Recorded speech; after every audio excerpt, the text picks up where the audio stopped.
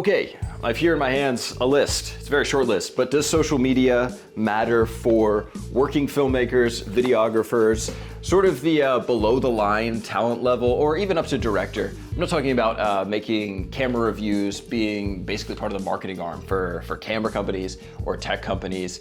That's not really what I'm talking about. I'm talking about, does social media matter for the people behind the lens? And what are some ways you can maybe take advantage of these platforms, websites, where people are at, for lack of a better way of saying it.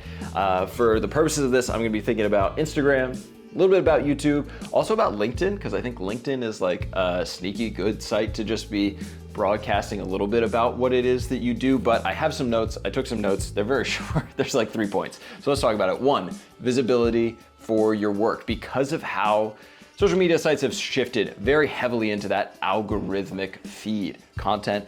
What that allows, that the advantage for you is that like, there's always gonna be that random chance factor that your work is gonna get broadcast out to a bigger audience. So it's kind of like a reason of why not post. Again, we're not trying to go viral. The biggest thing is that like, it doesn't matter what number is attached to your name, followers, subscribers. What matters is that the right people are there.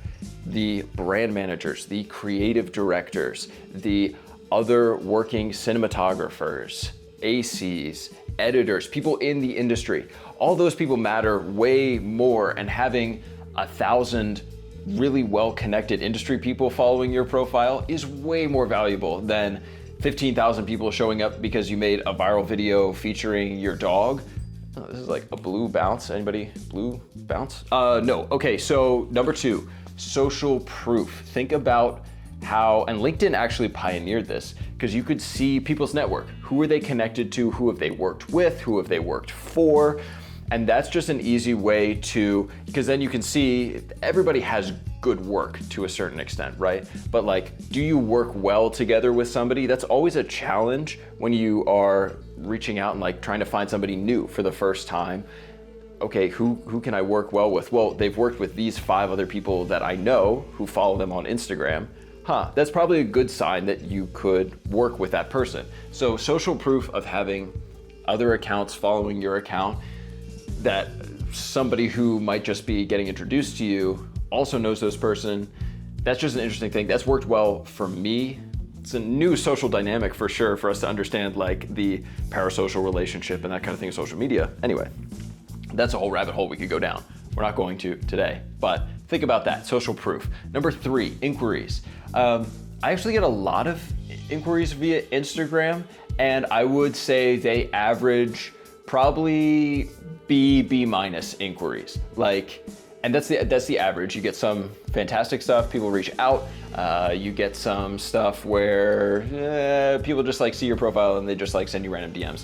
I've actually switched to, I ask now for people to email me instead of DMs, just because DM requests and stuff. Anyway, I also kind of like the higher barrier to entry rather than the, hey, you shoot video, what are your rates? I have a project. Like those inquiries are just never gonna go anywhere.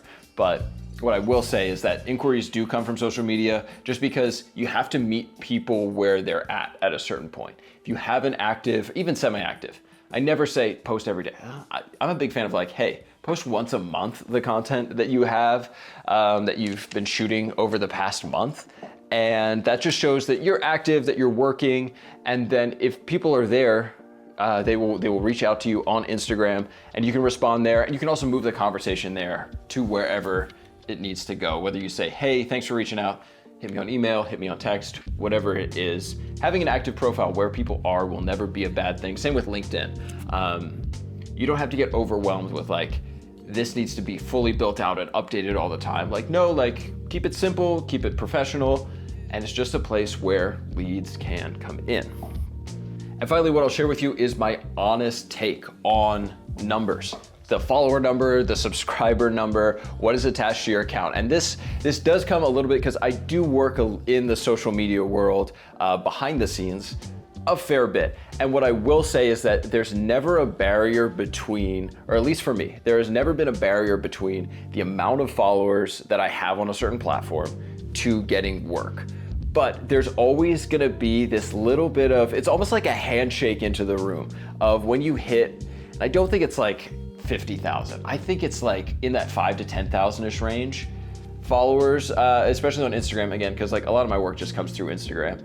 And there's sort of this handshake that happens where it's like, not that my work was any better. Honestly, I made some great work when I had 600 followers that were all just like from college and high school and family and just like accumulate. When I treated Instagram like Facebook back in the day, I made some great work back then. I don't make better work now. I think there's just this like, I think there's just this extra, maybe even subliminal perception of like, oh, enough people have clicked this follow button that this is legit. Anyway, like it feels weird because it feels like I don't judge people by numbers. I have friends who are not on social media who make great work. I have friends who haven't updated their accounts in like 3 years, who make the highest level, most incredible work that is way better than mine.